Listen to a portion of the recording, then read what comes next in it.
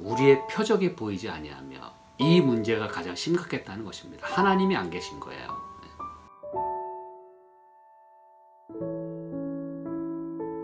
다 말씀해 주셨어요. 선지자를 통해서. 근데 그들이 듣지 않았던 것 뿐이에요.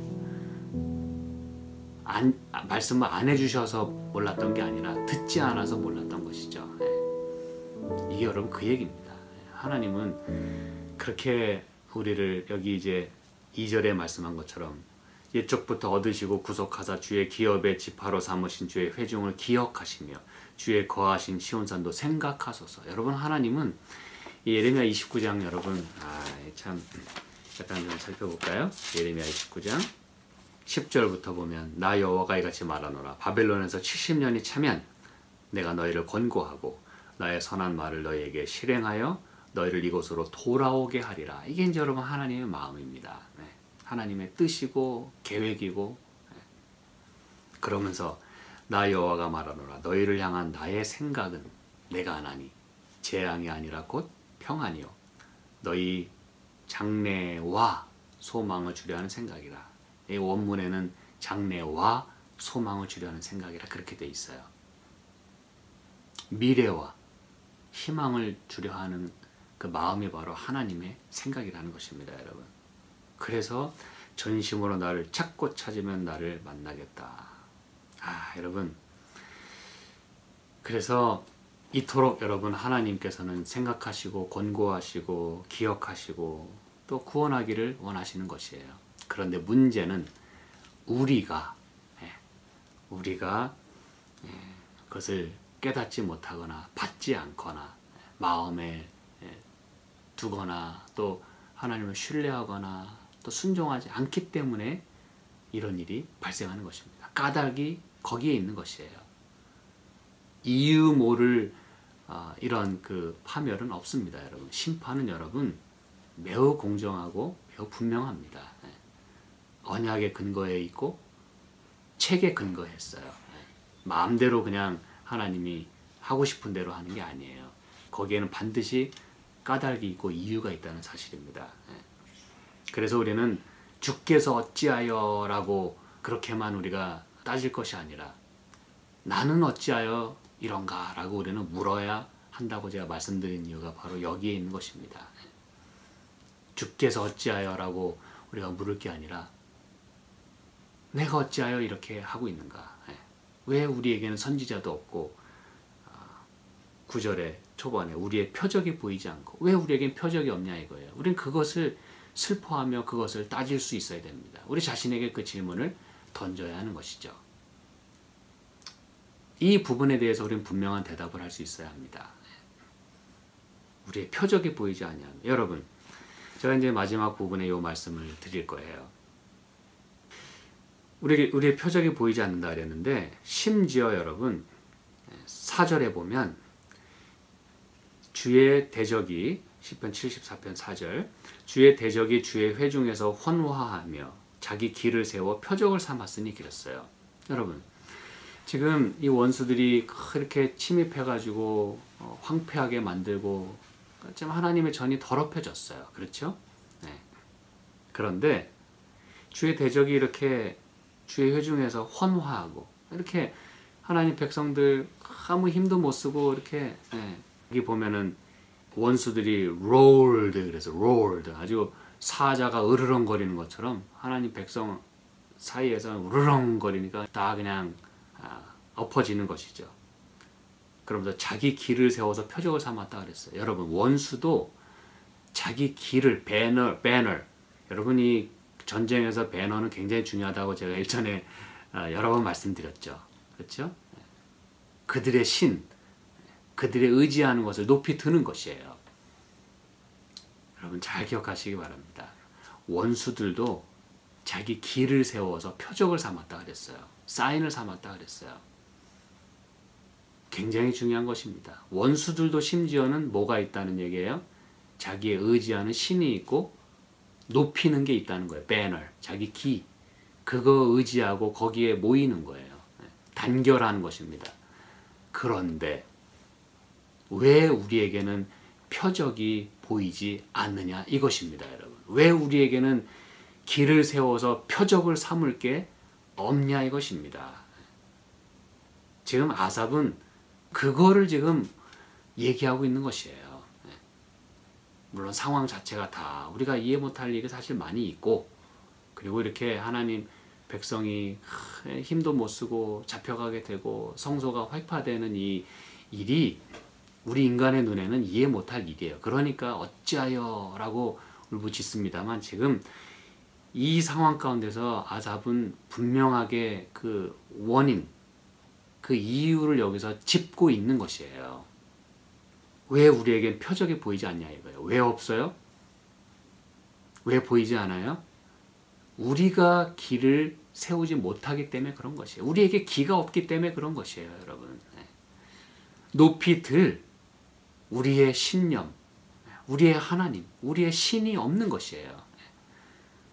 그러니 여러분, 하나님께서 우리에게 말씀하실 수가 없는 것입니다, 여러분. 이 기, 이 표적, 예를 그저 이렇게 한두 개만 여러분에게 말씀을 드리면, 출애굽기 여기 이제 4장 8절 이렇게 보시면, 출애굽기 4장 8절, 여호와께서 가라사대 그들이 너를 믿지 아니하며 그 처음 이적의 표징을 받지 아니하여도 둘째 이적의 표징은 믿으리라 그랬어요. 여러분, 여기 이제 출애굽하는 과정에서 표징 얘기가 나오거든요. 그렇죠? 이 모세가 이 바로 앞에 서서 이제 내 백성을 보내라 뭐 이런 과정 속에서 믿지 아니하며 그 처음 이적의 표징을 받지 않겠다 그랬어요. 여러분, 모세에게는 표징이 있었어요. 이게 무슨 얘기인지 아시겠죠, 여러분? 하나님께서는 모세를 통해서 그 모든 표징을 보여주셨어요. 너 이거 가지고 나가서 내 이름 걸고 내 뜻을 행해라. 모세는 바로 앞에 가지고 갈 게 있었다는 그 얘기입니다, 여러분. 이 하나님의 임재 없이, 하나님의 도우심 없이, 하나님께서 주시는 표징 없이 모세 혼자 여러분 나가가지고 뭐 했겠습니까? 과거에 뭐 40년 궁중에서 있었던 거요? 그것 때문에 여러분 도망 신세가 됐어요. 사람을 죽이고. 그래서 그 옛날에 뭐 궁중에서 생활했던 그거 여러분 여기서 아무 쓸 데가 없습니다. 아무짝에 쓸 데가 없어요. 그리고 나서 40년 광야에서 목동으로 지냈어요. 그런 그 모세가 바로 앞에 나가서 뭐 내 백성 보내라 그런다고 무슨 말이 먹히겠습니까? 절대로 있을 법하지 않은 이야기입니다. 근데 모세가 이렇게 나아갈 수 있었던 건 뭐 가지고? 하나님 주시는 표징 가지고 나아가는 거예요. 높이 들 게 있었어요. 모세는 자기를 높이는 게 아니라 내세울 게 아무것도 없었지만 하나님이 주시는 표징을 높였어요. 그는 들고 갈 깃발이 있었다는 그 뜻입니다, 여러분. 그 외에도 뭐 여기 또 8장 19절에 보면, 출애굽기 8장 19절에 뭐 여러 말씀들이 있습니다만, 술객의 바로에게 고하되 이는 하나님의 권능이니이다. 그러나 바로의 마음이 강팍해 되어 그들을 듣지 아니하였으니 여호와의 말씀과 같더라. 여러분, 여기 나오는 그 하나님의 권능, 여기 뭐 finger of God 그랬는데 이게 이제 결국은 그 표징 이야기입니다. 바로는 교만했고 또 자기를 신이라고 생각했기 때문에 모세가 행하는 하나님의 표징을 믿지 않았어요. 그러나 오히려 그 술객들은 말이죠, 이런 그 이적들을 행하는 술객들은 알아봤다는 그 뜻입니다. 이거는 사람이 행하는 게 아니라는 걸 분명히 알아봤다는 뜻이에요. 이건 하나님이 아니면 이런 일이 일어날 수 없다는 걸 술객들은 깨달았다는 뜻이에요. 같은 이 선수들끼리 분명히 알아봤다는 그 얘기입니다. 근데 바로는 듣지 않았어요. 여러분, 그래서 그 외에도 많은 성경절이 있습니다만 제가 다음에 또 기회가 된 대로 말씀드리죠. 그래서 여러분, 이 이스라엘 백성들에게는 과거에도 깃발이 있었어요. 믿고 의지하고 바라보고 그걸 따라갈 수 있는 하나님의 깃발. 우리가 일전에 살펴본 거 여러분 다시 한번 유튜브 보시기 바랍니다. 근데 오늘 74편에서 우리의 표적이 보이지 아니하며 그 얘기예요. 이 문제가 가장 심각했다는 것입니다. 하나님이 안 계신 거예요. 그랬기 때문에 여러분, 원수들이 그냥 맘 놓고 들어와서 이렇게 회파하고, 또 그걸 당하는 또 백성들은 이게 무슨 일이냐라고 또 그렇게 묻고 있는 것입니다, 여러분. 그러나 성경은 분명히 이야기합니다. 다 까닭이 있는 고난이라는 것이에요. 많은 경우에. 그래서 우리는 이렇게 하나님 앞에 울부짖을 수밖에 없지만, 그러나 하나님의 그 대답과 또 하나님의 그 마음은 뭐라 그랬어요? 다시 한번 읽습니다. 2절.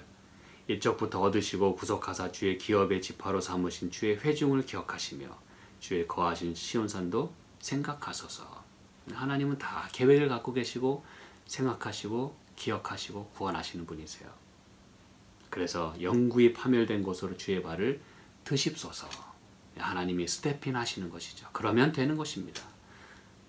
오늘 우리의 삶 가운데 우리가 하나님을 높일 수 있고, 또 하나님의 그 드높일, 하나님을 드높일 그 깃발, 그분의 말씀, 그분의 이름, 그것이 우리의 삶 가운데 높여질 수 있기를 저는 간절히 소망합니다. 그리고 우리 가운데 하나님께서 우리를 위하여, 그리고 우리를 통하여, 그리고 우리에게 말씀하시는 것이 있기를 저는 간절히 소망합니다. 이것이 사라지면 우리는 아무 프로텍션이 없고, 또 우리 안에 많은 것들이 더럽혀지고 또 짓밟히게 돼 있어요.